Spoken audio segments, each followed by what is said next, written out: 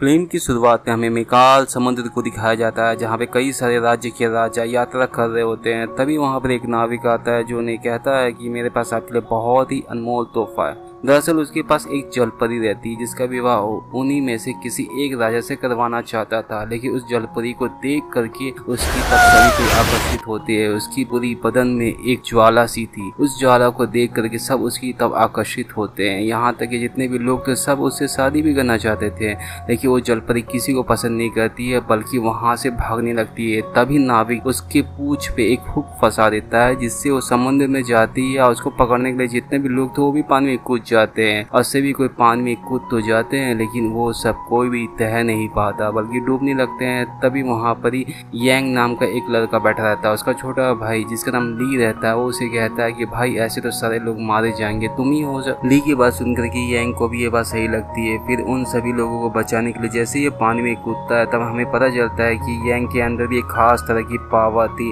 दरअसल वो पानी में बहुत तेजी से तैर सकता था और सांस भी ले सकता था। फिर उन सभी लोगों को जंजीर में फंसाता है और जलपरी को भी उस पानी से बाहर ले आता है। तभी हम देखते हैं कि जलपरी उसको अपनी तरफ आकर्षित करने की कोशिश करती है, लेकिन वो जलपरी को अपने से दूर फेंक देता है। तभी जलपरी का सेनापति आ जाता है यांग से लड़ने के लिए क्योंकि उसने उसका अपमान किया था। और हमें एक बात अच्छी आती है कि वो जलपरी नहीं बल्कि एक राजकुमारी थी। और यहाँ तक कि जितने भी लोग थे उस बोट में वो सभी लोग उस जलपरी के ही आदमी थे। और इसके बाद हमें पता चलता है कि यांग भी बहुत ही अच्छा बहादुर सिपाही रहता है जो कि उस जलपरी के सेनापति के साथ बहुत ही डट के लड़ाई करता है, जिसकी ये सब कुछ देखने के बाद जलपरी उसकी तब आकर्षित होती है, उसे अपने कमरे के अंदर बुलाती है जहाँ पर वो उसके साथ बहुत कुछ करने की कोशिश करती है, लेकिन यांग को उसके ऊपर कोई भी इंटरेस्ट नहीं रहता। इसके बाद यांग उस कमरे से बाहर निकलता है क्योंकि चिल्लाने की बहुत तेज आवाज़ आती है। जब वो बाहर निकल के देखता है तो कई सारे लोगों की डेड बॉडी थी। दरअसल उसके अंदर एक जीव घुस गया था जो उसके अंदर की जितने भी अंग थे वो सभी अंग खा रहा होता है और ये सब कुछ एक आदमी बताता है। तभी हम देखते हैं कि वो एक आदमी का पेट को फाड़ करके बाहर निकलता है, दूसरे आदमी के ऊपर हमला करता है। तभी एक सेनापति आकर के उसके गर्दन को काट देता है जिससे उसकी मौत हो जाती है और उसी समय वो उस कीड़े को पकड़ लेता है। तभी जलपरी आकर के बताती है कि वुड ड्रैगन नाम का एक जीव है जिसके चारों तरफ से एक गुफा के अंदर कैद किया है, जिसे जलपरियों ने कैद किया है। अब वो दीवारें लग रही है कि अब कमज़ोर हो रही है, हमें जल्द से जल्द वहाँ पे जाना होगा, नहीं तो दीवार अगर टूट गई तो बहुत बड़ी मुसीबत आ जाएगी। इसकी ये बात सुन करके यांग भी तो जलपरी ही लोग जा रहा था। तब अपने साथ सीन, जिससे हम जलपरी कह रहे थे उसका नाम असल में सीन था, उसे अपने साथ लेके जाता है। लेकिन आधे रास्ते जाने के बाद एक बहुत बड़े तूफान को देखकर सभी लोग रुक जाते हैं। तभी हम यांग को देखते हैं जिसके अंदर बहुत ही खास तरह की पावर थी। वो उन सभी तूफानों को शांत कर देता है, लेकिन उसे सीन के ऊपर बिल्कुल भी भरोसा नहीं था तो वो उसे छोड़ करके अपने छोटे भाई ली को लेकर के आगे बढ़ जाता है। फिर वो परी रुक जाता है जहाँ पे वो अपनी गर्लफ्रेंड को देखता है, उसे बात करने की कोशिश भी करता है लेकिन उसे कुछ भी याद नहीं था। उसका नाम आसिम था। तभी तक वहाँ पे जितने भी जलपरी थी जो कि उसकी फ्रेंड थी वो सभी कोई वहाँ पर आ जाती है और यहाँ पर यांग को पकड़ भी लेती है। तभी वहाँ पर सीन को भी हम देख लेते हैं जो जितनी भी जलपरी थी उन सभी के ऊपर तीरों से हमला कर रही होती है। तभी वहाँ पे जलपरी की मास्टर आ जाती है जो कि वहाँ पर ही अपनी पावर से सीन को और उसके जितने भी आदमी थे उन सभी को अपने कंट्रोल में कर लेती है। और यहाँ पे यांग को भी हम देखते हैं कि जो कि जलपरी को बचाने की कोशिश कर रहा होता है। उसका छोटा भाई ली भी बचाते बचाते उसे तीर लग जाती है। जिस जलपरी को बचा रहा होता है उसका नाम लूसी रहता है। लूसी भी उसको पसंद करने लग जाती है। इसके बाद कुल माता सीन से पूछती है कि तुम यहाँ पे क्यों आई हो, तब वो बताती है कि यहाँ पे वुड ड्रैगन जो कि आज़ाद हो रहा है उसे हम पकड़ने के लिए आए और हम आप ही की मदद करने के लिए आए हैं। जिसकी ये बात सुन करके कुल माता उसे जाने देती है, लेकिन जाने से पहले सीन बोलती है कि हम आपको दक्षिण के समुद्र तट पे मिलेंगे, हम वहीं से सभी लोग हमला करेंगे वुड ड्रैगन के ऊपर। लेकिन मास्टर को बिल्कुल भी भरोसा नहीं होता है और जल परियों को कहती है कि बहुत जल्द ही तैयार हो जाओ, हम बहुत बड़े जंग की ओर जाने वाले हैं। दरअसल वो सभी लोग वुड ड्रैगन की एक गुफा में हमला करने वाले होते हैं और यहाँ पर ही हम आसिन को देखते हैं जो यांग के कमरे के अंदर घुस जाती है उसे मिलने के लिए कहीं ना कहीं उसे कुछ तो याद आ रहा था, लेकिन वो ठीक से याद नहीं कर पा रही थी।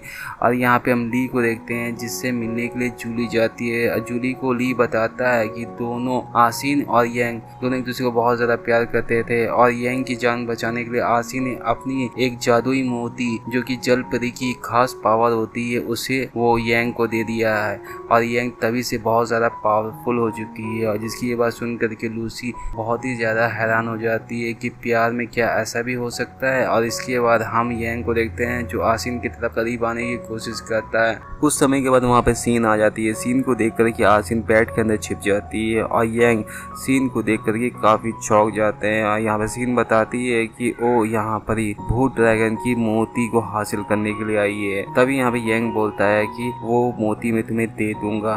तभी सीन बोलती है कि इसके बदले तुम्हें कोई इनाम चाहिए तो तुम दे सकते हो। दरअसल वो उससे सब कुछ अपना देना चाहती थी, लेकिन यंग को उसके ऊपर कोई भी इंटरेस्ट नहीं था।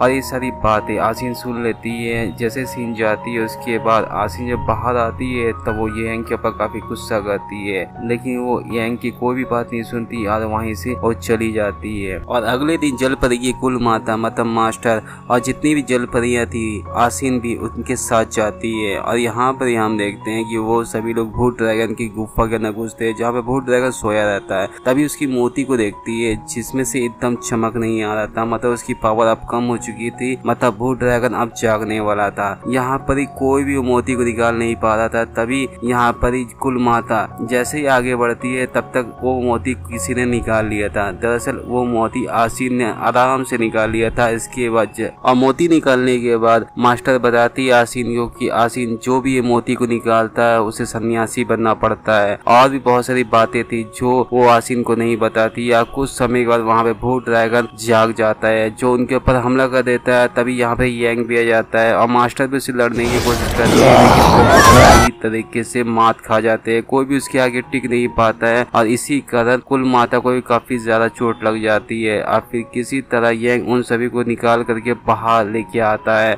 और दूसरी तरफ हम सीन को देखते हैं जो कि जल परी मास्टर के साथ नहीं गई थी, उन सभी के ऊपर हमला कर देती है, उन सभी को जान से मार देती है। यहाँ तक कि सीन का सेनापति जितने भी जल परी थे उन सभी की गर्दन को काट करके उनकी जादुई मोती को निकाल लेता है। दरअसल इस मोती को जो भी इंसान निगल लेगा उसके अंदर जल परी की पावर आ जाएगी। और यहीं पर हम सीन के एक सेनापति को देखते हैं जो कि एक छोटे बच्ची को देख रहा होता है। दरअसल वो उसको मारना नहीं चाहता है, लेकिन दूसरा सेनापति उसे मार देता है, जिससे वो काफी नाराज होता है, लेकिन वो चाह के भी कुछ कर नहीं पाता है। और यहाँ पर हम आसिन को देखते हैं जो यंग के साथ वापस आ जाती है।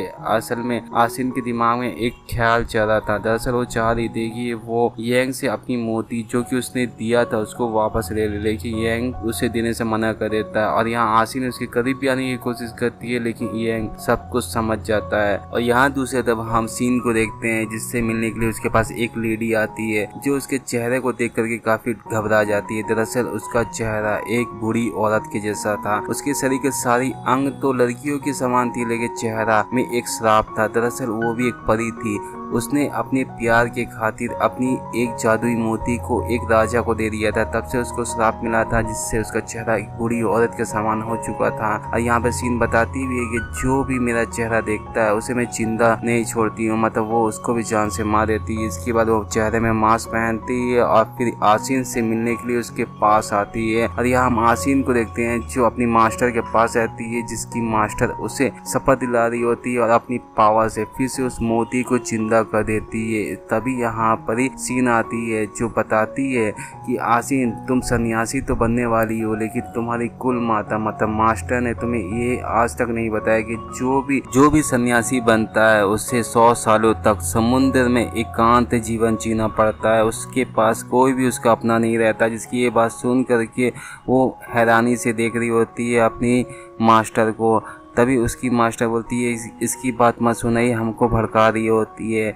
तभी यहाँ पे हम सीन को देखते हैं जो उस मोती को वापस ले लेती है और यहाँ पर वो बताती है कि मैं भी एक जल परी थी और मैं भूत ड्रैगन के दरवाजे की पहरेदार थी और मुझे एक राजा से प्यार हो चुका था, जिसके बाद वो राजा की भी मौत हो चुकी और मुझे श्राप मिल चुका था और मेरा श्राप इस मोती से ही खत्म हो सकता है, तो ये मोती मुझे चाहिए। इसके बाद उस मोती का इस्तेमाल करती है और उसके बाद वो तय करती है कि वो ब्लू ड्रैगन के पास जाएगी और उसे भी अपने कंट्रोल में करेगी, जिससे वो पूरी दुनिया पर राज कर सके। इसके लिए वो निकल भी पड़ती है। और यहाँ पर हम मास्टर को देखते हैं जिसकी हालत बहुत ज़्यादा ख़राब हो चुकी थी, क्योंकि सीन ने उसके ऊपर अपनी पावर से हमला किया था, जिससे उसकी मौत हो चुकी थी। और इसके बाद आसिन और यांग उससे लड़ने के लिए जाते हैं, जहाँ पर यांग भी बहुत बुरी तरीके से पराजित हो जाता है और वो पानी में गिर जाता है। तभी आसिन भी उसको बचाने के लिए पानी में कूद जाती है। और यहाँ पर यांग और आसिन एक दूसरे को जब किस करते हैं, तब आसिन को उसकी मोती और उसका पावर वापस मिल जाता है और पहले से बहुत ज़्यादा पावरफुल हो चुकी थी। और यहाँ पे सीन को देखते हैं जो ब्लू ड्रैगन को अपने बस में करने की कोशिश करती है, लेकिन वो बस में नहीं कर पाती है, बल्कि उसका चेहरा पहले से ज़्यादा खराब हो जाता है और उसे फिर से श्राप लग जाता है।